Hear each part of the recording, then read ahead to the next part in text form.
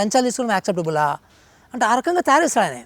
So ఇప్పుడు ఈ government ఏ రకంగా తయారేస్తుంది అనేది ఆ గవర్నమెంట్ మీద ఆధారపడి ఉంటుంది. ముఖ్యమంత్రి గారు ఆయన క్యాబినెట్ మొత్తం మీద ఆధారపడి ఉంటుంది. మనం ఏమి ఇద్దాం అనుకుంటున్నాం మన యొక్క భవిష్యత్ తరాలకి, దాని మీద ఆధారపడి ఉంటుంది. సో ఇంప్లిమెంటేషన్ అంతా కూడా it all depends on the cabinet and CM. Yes, Congress సర్కార్ కొత్తగా కొలువు తీరింది, 1 సంవత్సరం అవుతుంది, ఇంకా మిగిలింది మీకు ముందు 4 years, 4 సంవత్సరాల లోపల కమిషన్ ఎట్లాగూ 1.5 yearలో లేకుంటే 1 year అనుకోండి ఎంతో కొంత రిపోర్ట్ సబ్మిట్ చేస్తారు.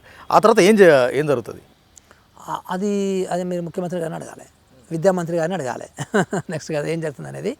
సో కమిషన్ యొక్క లిమిటెడ్ రెస్పాన్సిబిలిటీ ఏంటంటే ప్రాబ్లమ్స్ ఐడెంటిఫై చేయడము, సో ఒక రిఫార్మ్స్ బేస్డ్గా అంటే సంస్కరణల బేస్డ్గా ఒక సొల్యూషన్స్ ఇవ్వడము, సో ఒక ఇంప్లిమెంటేషన్ వ్యవస్థ కూడా ఎట్లుంటే బాగుంటుంది అని చెప్పడము, ఇంతవరకే కమిషన్ యొక్క బాధ్యత కదా.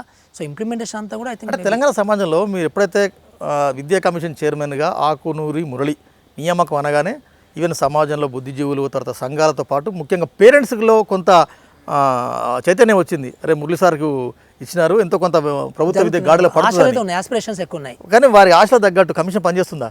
కమిషన్కి ఇచ్చిన పరిధి ప్రకారం తప్పకుండా చేస్తుంది. ఎందుకంటే నేనైతే యాక్షన్ పర్సన్నే కదా. నేను ఉత్తగా ఏదో పొలిటికల్గా నాకేదో ఒక రిహాబిలిటేషన్ కాదు కదా. ఇది ఏదో పర్పస్లో గవర్నమెంట్ ముఖ్యమంత్రి గారు నాకు ఇచ్చింది కూడా ఒక పర్పస్తో ఇచ్చాడు.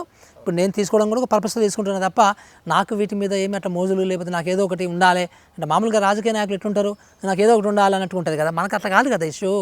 సో మనం ఎక్కడున్నా కానీ ఇది సేమ్ థింగ్. నేను ఎక్కడ పోయినా ఇంటర్నేషనల్ ఆఫర్స్ వస్తాయి, సో ఇంకా నేషనల్ లెవెల్ ఆఫర్స్ వస్తాయి, ఏదైనా చేసుకోవచ్చు, పెద్ద విషయం కాదు.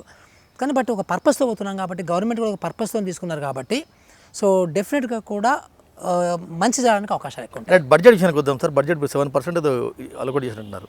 అంటే మీరు మౌలిక వసతులు తర్వాత కరికులం ఇవన్నీ కూడా పెద్ద ఎక్సైజ్ కాబట్టి బడ్జెట్ ప్రయారిటీస్ ఎట్లా ఉండాలని మీరు గైడ్ చెప్పారు. నేను వెరీ సింపుల్, బడ్జెట్ అనేది మోడల్ బట్టి.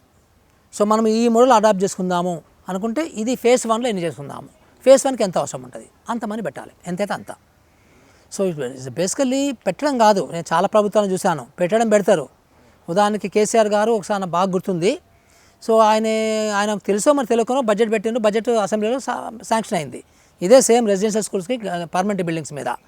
సో పాపం మా సెక్రటరీ గారును తర్వాత ఈ ఆర్ఎస్పీ కుమార్ గురుకులం సెక్రటరీ ఇద్దరు తర్వాత ప్రిన్సిపల్ సెక్రటరీ ఇద్దరు కలిసి పాపము ఎస్టిమేట్ తయారు చేసుకున్నారు, టెండర్స్ పిలిచారు.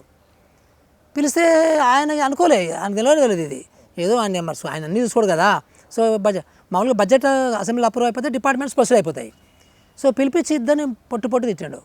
సో అట్లా వేసింది మీరు నాది లేకుండా అని. సో అది క్లోజ్ అయిపోయింది. అంటే ఇప్పటివరకు ఇంకా ఒక బిల్డింగ్ అట్లే అంటే ఎగ్జాంపుల్ చేద్దాం. సో బడ్జెట్లో పెట్టినంత మాత్రమే కాదు, బడ్జెట్ ఇష్యూ కాదు అది. సో ఇప్పుడు మనము I think let us wait and see. So ఎలాంటి మోడల్ బయటకు వస్తుంది, సో దానికి ఎంత బడ్జెట్ అవసరం ఉంటుంది, అంత బడ్జెట్లో గవర్నమెంట్ ఏం నిర్ణయించుకుంటుంది అనే దాని మీద మనం ఆలోచన చేద్దాము. బట్ డెఫినెట్గా 6% 7% మాత్రం సరిపోవు, క్వశ్చనే లేదు, పక్కా అది. రైట్. మీరు ఏపీలో కన్సల్టెంట్గా పనిచేస్తున్నారు సార్. నాడు నేడు మీరు ఇంప్లిమెంట్ చేస్తున్నారు, అడ్వైజర్ నేను. సారీ అడ్వైజర్గా పనిచేస్తున్నారు. నాడు నేడు అది కొంత చర్చకు వచ్చింది.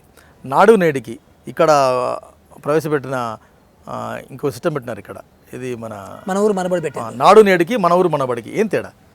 మన ఊరు మనబడి ఉత్తగా నామకే వాస పెట్టండి అబ్బా కేసీఆర్.